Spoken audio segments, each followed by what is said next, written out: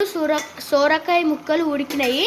చిటికెడు షుగర్ వేసుకొని ముందుగా మనం నానబెట్టుకున్న చింతపండు పులుసుని దాంట్లో పోసుకోవాలి.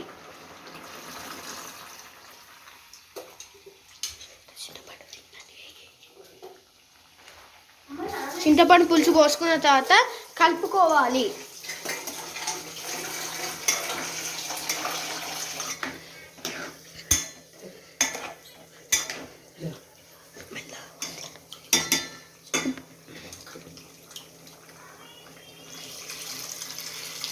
ఇప్పుడు కలుపుకోవాలి. చింతపండు పోసుకున్న తర్వాత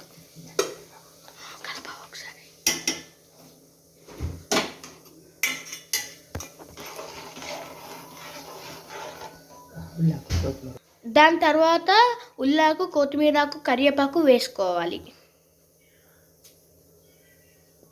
కలుపుకోవాలి. దాని తర్వాత మూత పెట్టుకొని మరిగించుకోవాలి. సొరకాయ పులుసు రెడీ అయిన తర్వాత చూపిస్తాను. ఇంకా రెడీ కావాలి. రెడీ కాలేదు. పులుసు మరగనివ్వాలి. ఇప్పుడు చిటికెడు మెంతి పౌడర్ వేసుకోవాలి.